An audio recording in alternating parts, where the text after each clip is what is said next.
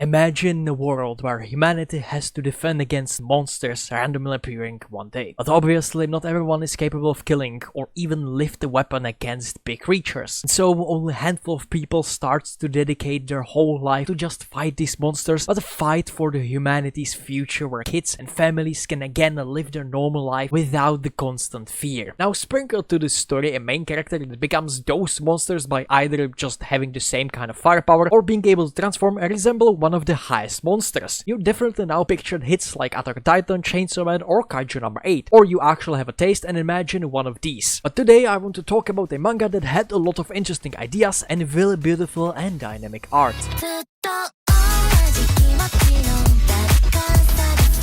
In this world exist these monsters, imitating animals in large scale, and they call them chimeras. What we learn about them is that every chimera will eat wildlife and merge with them, becoming stronger and evolving in more complex ways in the process, maybe being more intelligent or using some of the animal features. I am not 100% sure about the specifics of how chimera works and why. I'm gonna get to that later. So the world itself is still pretty much normal. Humanity didn't really become some primitive species resorting into hiding because of those monsters. No, chimeras just becomes part of the world, something that humanity needs to be aware of, but they don't really need to pay any attention to them. Especially when now there are people that willingly hunt them, and these people are called hunters. Yeah, it's not really that complicated. By hunting chimeras, you can earn money by either selling legendary loot that some chimeras drops, or just by killing and participating in dangerous hunts. And that gets us to our main protagonist of this story. And it's a girl! Let's fucking go!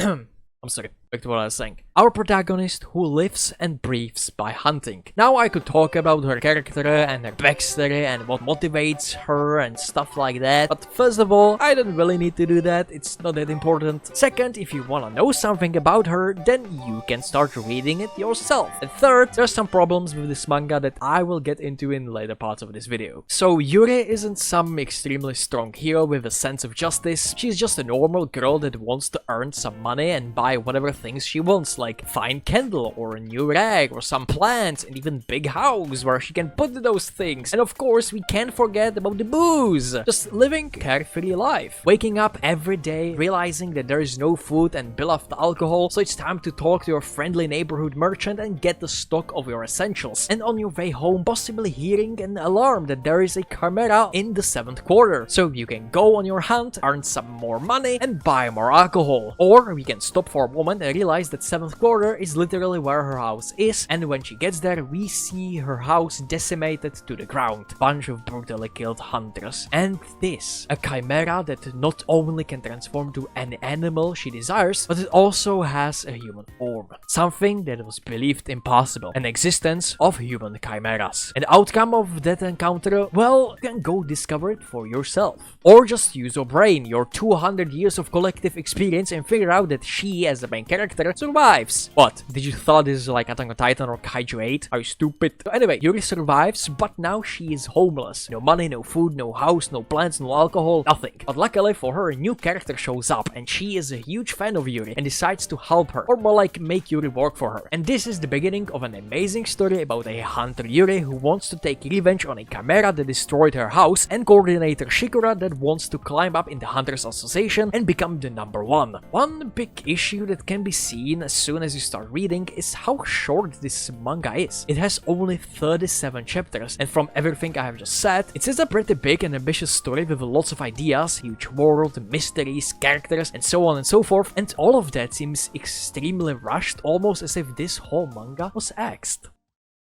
One big characteristic of Yuri is her carefreeness. The only thing she wants after being unemployed is having days off. We all do. And so after a month of non-stop hunting and not even a single day off, she obviously has enough and she states it very clearly. So what's gonna happen? Shikura promises her wishes and she is good to do whatever. And this happens all the time if we want to progress with anything. Oh no, there's a huge monster, but I'm not paid enough to deal with this bullshit. Well, if you kill it, I will give you an extra day off, plus I will throw even some alcohol with it. Or wow, would you look at that, there is a monster in disguise and Yuri is the nearest hunter to kill it. No, it's her day off and she doesn't work on day offs.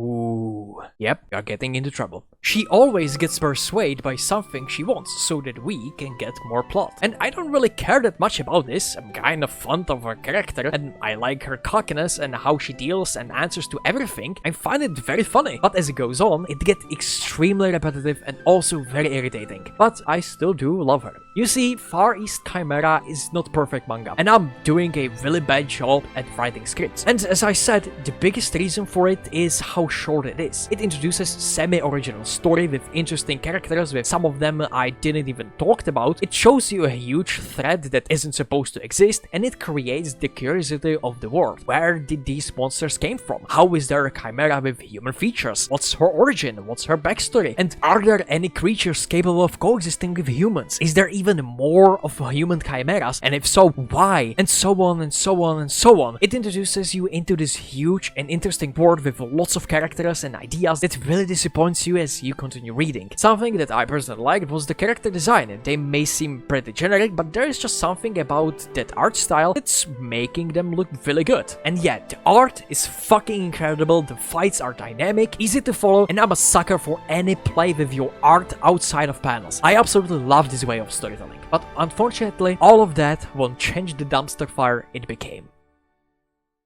So welcome to the spoiler segment where I will talk in more details about the manga. So again, warning, if you're interested, please go give this manga a try before watching this part. And now, let's get into it. Yes, this manga got axed. I'm not sure when, nor knowing where the author wanted to take this story. But what I can't deny is how rushed the second part of this manga is. So, spoilers, Yuri died in that encounter against the human chimera. Surprise. But then, he imbued Yuri with chimera's powers, and she becomes human that can use chimera's powers.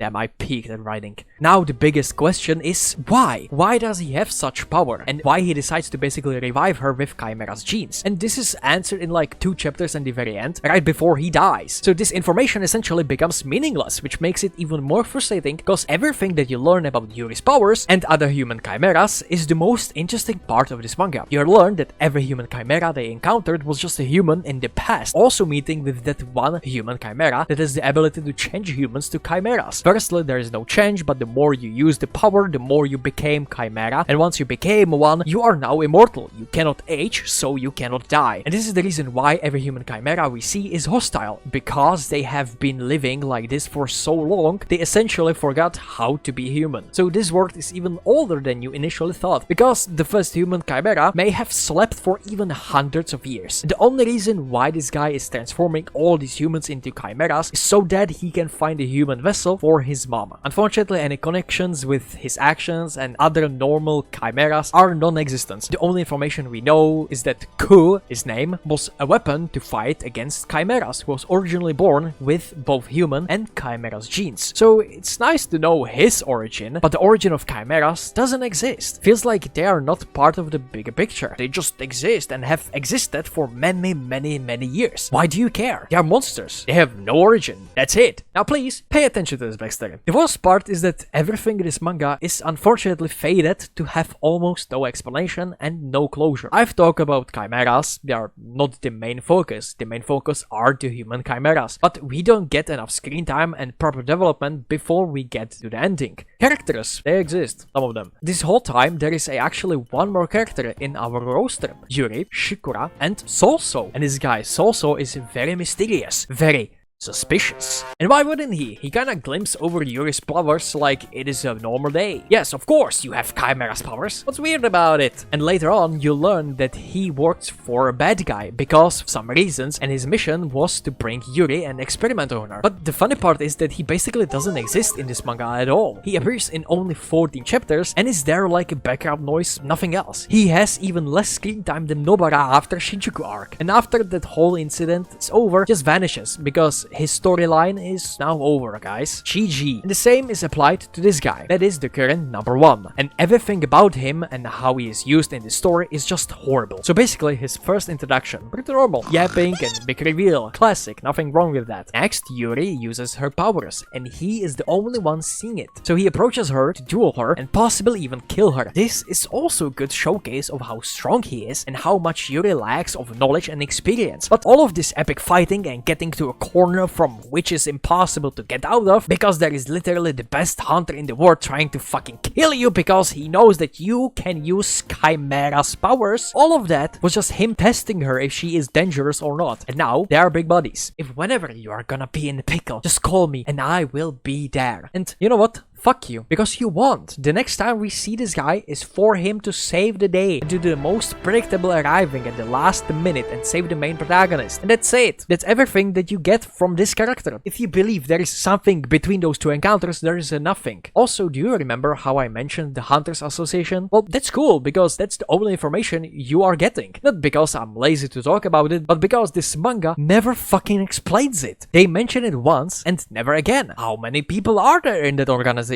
If this guy is the number 1, then who is the number 2? And even better, how far these numbers goes? What is the goal of this organization? What they have accomplished or how beneficial are they to this world? More development of this organization would then help understand the other hunters and also the human villains that I have nothing to say about. Same as the manga. Everything, every single thing in this manga, from small to enormous things, is extremely bare-boned and never properly developed. If we are talking about the organization, the main character, side characters, the big hunter, normal hunters, chimeras, humans chimeras, the origin of the monsters, the world itself, everything just didn't had enough time to be properly explored and explained. I believe this manga had a lot of potential. It had extremely amazing and ambitious ideas if the story just had more time to properly dive into these ideas and fully develop them. I feel like this would be incredible story. Unfortunately, we didn't get this and we will never see the full story of it, just because it didn't have enough traction and not enough shonen cliches. Or maybe I'm making this stuff up. Maybe the author really did put himself into a big and ambitious story he couldn't write. Maybe this was the ideal ending. Or maybe the author was really pushed into finishing his manga as soon as possible. Either way, I'm really disappointed. Not by the manga, but by the higher-ups who axed someone's work because it didn't produce enough money. But I'm more than glad I've read this manga, and I just hope the author didn't lost his excitement and he will continue writing mangas. And one day I will gladly read his new story. If you can, please go support the author on his social medias. You can find them all in the description. I thank you all so much for watching. Also, yes, I will upload more frequently. I was just busy, don't ask. But I'm constantly streaming on twitch.tv/Nitenn, so if you wanna see some God Gamer gameplay or even more degenerate takes, you know where to find me. Anyways, have a wonderful rest of your day or night, and I'll see you next time. Goodbye.